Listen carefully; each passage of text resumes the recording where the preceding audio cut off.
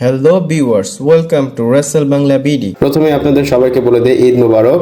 আমরা সবাই 30টা রোজা পার করেছি, সবাই রোজা রেখেছি, আল্লাহর কাছে অনেক কিছু চেয়েছি। আমি চাই আল্লাহ তাআলা যেন সবার দোয়া কবুল করে এবং সকল কবরবাসীকে মাফ করে।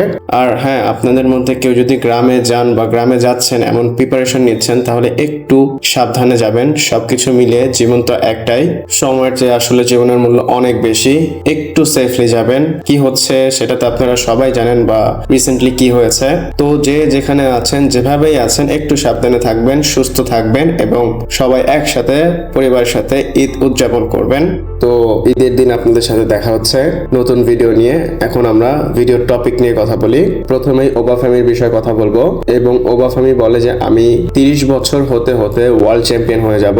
মানে ওবাফেমি বিলিভ করে 30 বছর হলে সে ওয়ার্ল্ড চ্যাম্পিয়ন হবে। আর সবচাইতে মজার বিষয় হচ্ছে সে 30 বছরে যাওয়ার কথা বলতেছে। সে কিন্তু 30 বছরের না, আরো কম তার বয়স। ওবাফেমির এজ মাত্র 27 বছর। আমার বয়স হচ্ছে 26 আর ওবাফেমির বয়স হচ্ছে 27। চিন্তা করে দেখেন, আমার থেকে 1 বছরের বড়, তার বিষয়ে আমি কথা বলতেছি। আর সে এখন কত বড় একটা সুপারস্টার হয়ে গিয়েছে। আর সে তো ব্রক লেসনারকে যেভাবে মেরেছে, এটার পর অবশ্যই তাকে বড় সুপারস্টার বলতে হবে, কেউ ডিসএগ্রি করবে না। তো আমাদের ডাব্লিউডাব্লিউ আমরা কি দেখেছি, সবচেয়ে মেইন প্রবলেম হচ্ছে এইজ। এবং ডাব্লিউডাব্লিউর লাইমলাইটে যারাই এখন আছে তাদের বয়স অনেক বেশি।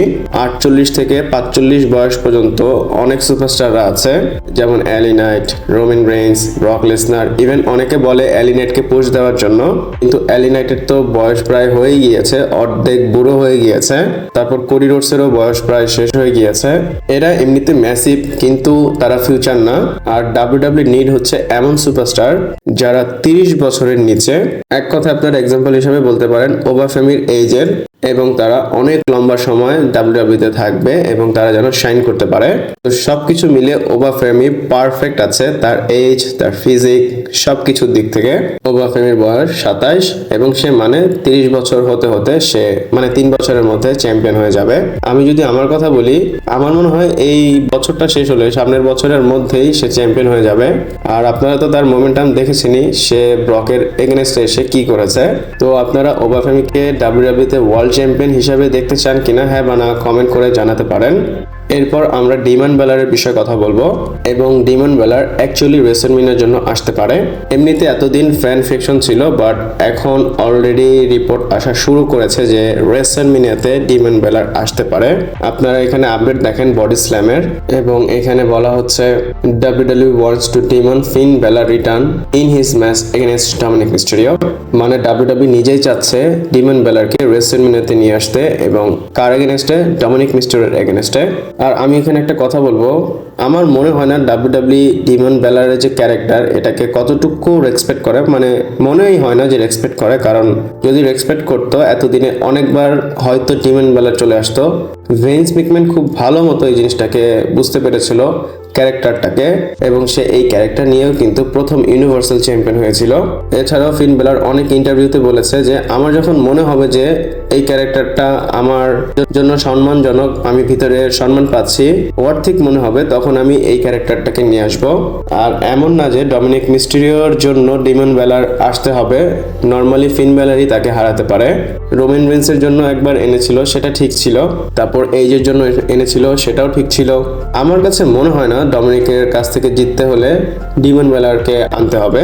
আমি বলবো না যে ডাব্লিউডাব্লিউ এটা জোর করে আনতেছে, বাট ভালো কিছু দেখানোর উদ্দেশ্যে যদি আনে সেটা ভালো, বাট ক্যারেক্টারটাকে যদি নষ্ট করার জন্য আনে সেটা আমি অবশ্যই সাপোর্ট করব না।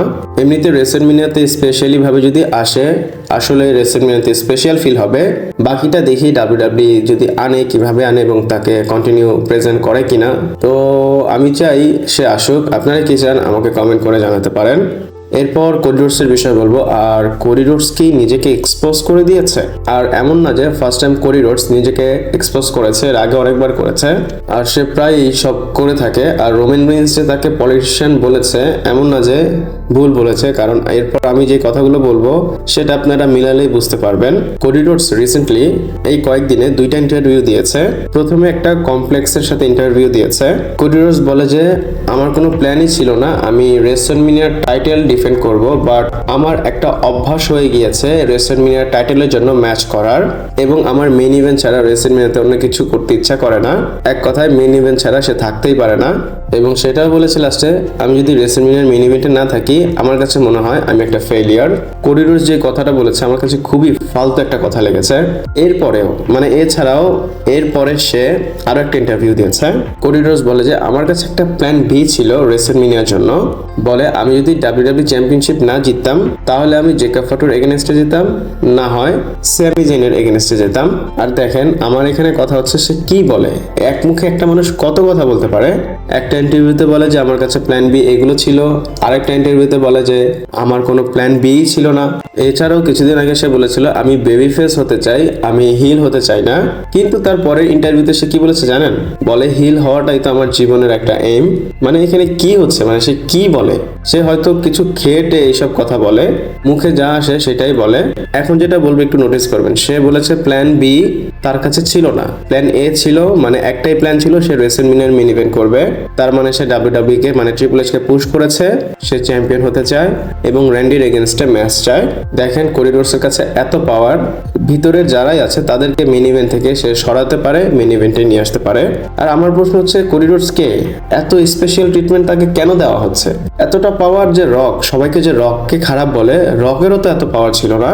কোডি রোডস একটা সময় স্টারডাস্ট ছিল, AEW থেকে তাকে বের করে দেওয়া হয়েছে, এখন সে WWE তে এসে রাজত্ব করতেছে। ইভেন সে রোমান রিন্সকেও আস্তে আস্তে মিনিমাইজ করতেছে। আপনাদের আমি আর কি বলবো, আপনারা তো ওপেনলি সব দেখতে পারতেছেন। আমি আসলে একটা ভালো দিনে কি বলবো বুঝতেছি না, বাট সে যেগুলো করতেছে খুবই খারাপ। এক কথায় সে পলিটিক্স করতেছে। আর আপনারা এই বিষয়ে এগ্রি করেন কিনা আমাকে কমেন্ট করে জানাতে পারেন। এরপর রেসলম্যানিয়া বেটিং অডসের বিষয়ে কথা বলবো, আর যেগুলো সামনে এসেছে আর্লি বেটিং অডস গুলো সেগুলো আপনাদের বলবো। প্রথম ম্যাচের কথা যদি বলি, Randy versus Cody Rhodes WW undisputed চ্যাম্পিয়নশিপের জন্য যে ম্যাচটা হবে, এখানে ফেভারিট আছে র্যান্ডি অর্টন এবং সে ডিসন করবে কোডি রোডসকে এবং রেসলম্যানিয়াতে নতুন আন্ডারস্পিডিড চ্যাম্পিয়ন হবে। যদি আমরা বেটিং অডসের কথা বলি বা ধরি তাহলে বেটিং অডসে র্যান্ডি অর্টন ফেভারিট। তারপর রোমান রিন্স সিএম পাঙ্কের ম্যাচের কথা যদি বলি, এখানে world heavyweight champion on the লাইনে আছে, তো এইখানে ফেভারিট আছে রোমান রেইন্স এবং বলা হচ্ছে রোমান রেইন্স সিএম পাঙ্ককে ডিথ্রোন করবে এবং নতুন ডাব্লিউডাব্লিউ ওয়ার্ল্ড হেভিওয়েট চ্যাম্পিয়ন হবে রেসলম্যানিয়াতে।